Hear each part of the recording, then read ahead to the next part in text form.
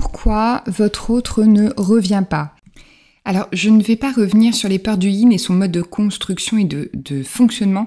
Ça, je vous invite à écouter les différentes vidéos que j'ai faites sur le sujet. Cependant, je voudrais vous apporter peut-être un autre angle de vue pour que vous compreniez un peu mieux la dynamique de ce duo.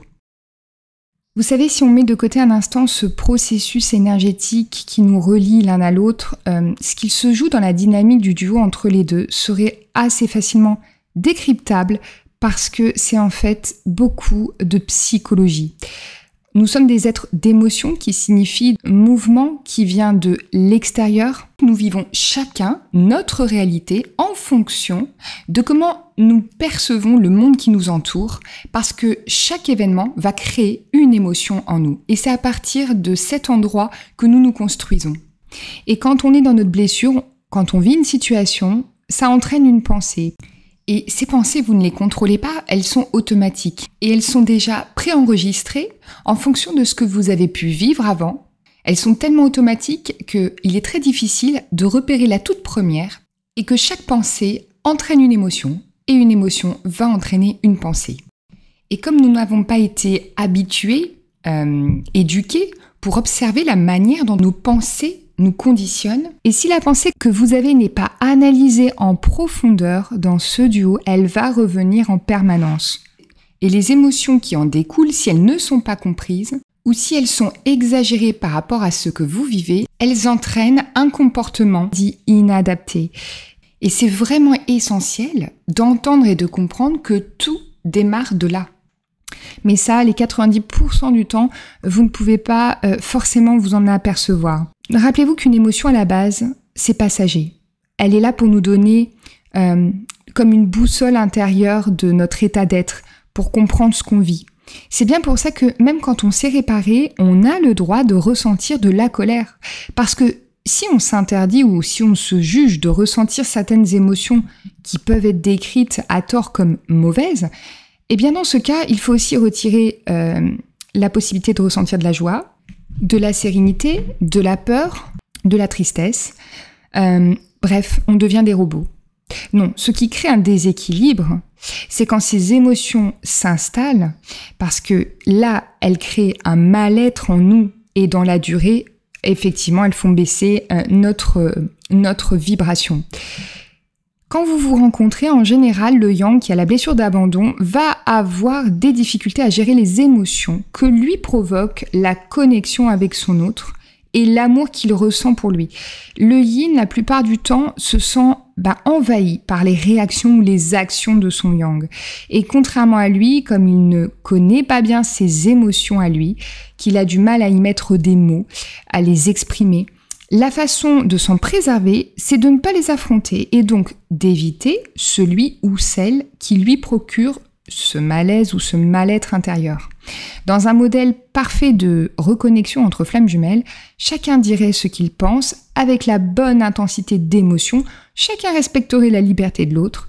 Donc quand nous, yin, nous nous sentons menacés d'une manière inconsciente ou consciente, soit par exemple parce qu'on va ressentir que l'autre décide à notre place, ou qu'il nous laisse pas faire comme on voudrait, ou que même on peut se sentir oppressé par cet amour débordant et ces émotions mal gérées. Même si tout ce que je peux décrire à l'instant est fait de manière bienveillante et sans envie de provoquer un quelconque malaise pour le yang qui se reconnaîtrait, nous allons avoir tendance à éviter la situation où la personne, par peur du coup de devoir dire des choses qui pourraient blesser, ou de mal les dire, ou de ne pas savoir comment les dire. Et d'ailleurs, on a souvent cette problématique à s'exprimer quand on a des personnes que l'on côtoie de proches. Et évidemment, c'est amplifié avec notre autre. Ce qui fait que le yin se concentre essentiellement sur ce qu'il ressent et met ses émotions sans trop les distinguer dans un coin de son cœur. Ce qui permet de savoir effectivement si on se sent bien ou pas bien, mais quand on se sent pas bien, on a du mal à trouver réellement la cause. C'est comme ça que le yin est très connecté à lui-même, parce qu'il suit ses ressentis, mais il ne met pas la jauge parfois au bon endroit. On est hyper connecté avec notre intérieur, mais on n'est pas en interrelation avec les autres réellement, donc on ne peut pas comprendre en profondeur ce qu'il se passe autour de nous. Par exemple, si un yin est submergé émotionnellement, il peut faire facilement l'amalgame entre ses enfants avec qui il a pu se prendre la tête le matin, son conjoint avec lequel il a eu une tension, ou le travail dans lequel il s'oublie. En fait, il va pas réellement connaître le déclencheur et tout mettre dans le même panier. Ce qu'il sait juste, c'est qu'il n'est pas bien. Et quand il n'est pas bien, il se coupe de tout. C'est sa façon de préserver son énergie. Et c'est comme si on avait un seul détecteur au lieu d'avoir une jauge verte, orange, rouge, avec plusieurs domaines concernés qui seraient reliés à ces jauges. Et il y a comme pas ou peu de nuances. Et quand vous ne vous êtes pas réparé ou pas complètement, donc que vous n'avez pas identifié votre toute première blessure, et c'est vraiment à cette condition-là que vous pouvez vous dire réparer, eh bien, vous allez porter une mémoire émotionnelle de la souffrance que vous avez ressentie petit en ayant vécu un moment donc d'abandon. Et je le rappelle, c'est pas forcément un parent qui vous abandonne volontairement, mais en tout cas, c'est la perception que vous avez eue à ce moment-là quand vous l'avez vécu. Donc, cette mémoire émotionnelle, elle va se réactiver chaque fois que vous allez vivre une situation similaire à celle que vous avez vécue petit. Et ça, en fait, c'est juste une réaction à un stimuli. Et le yin qui a la blessure de rejet et que l'on a très souvent petit privé de liberté, libérément encore une fois ou pas, ou que l'on a très souvent comparé, rabaissé, s'est senti inférieur, pas capable de, et il a du coup une partie de sa confiance qui a été détruite, ce qui fait qu'il a envie de se sentir capable de faire les choses tout seul. Il a envie d'être libre. Donc tout ce qu'il va identifier comme du contrôle, j'ai bien dit identifier, eh bien il va s'en éloigner, parce que ça représente un danger pour lui. Et d'ailleurs, c'est ce qu'il est venu travailler dans cette incarnation. Le yin est venu travailler sa confiance en lui en avançant dans sa vie, en faisant ses projets jusqu'au bout, donc sa polarité yang. Donc, quand vous revenez vers votre autre et que dans ce que vous lui écrivez ou lui dites, cela lui rappelle ce qu'il s'est produit auparavant avec vous, eh bien, il peut se braquer. Dans sa réaction, ça va être finalement de se refermer comme une huître et de paraître froid et distant. Et ça s'appelle une réaction conditionnée. C'est conditionné à ce qu'il a vécu avant avec vous, mais aussi avant dans son enfance.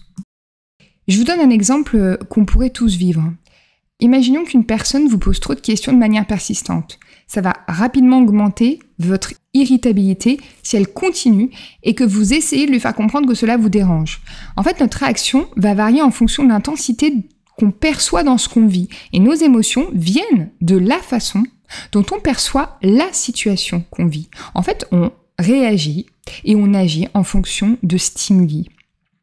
Quand vous envoyez beaucoup de messages à votre jumeau ou à votre jumelle et qu'il ou elle ne répond pas, c'est tout simplement que dans votre façon de communiquer, vous réactivez ce stimuli qu'il a auparavant ressenti. Et ça nous fait fuir à travers la communication qu'on peut avoir avec vous.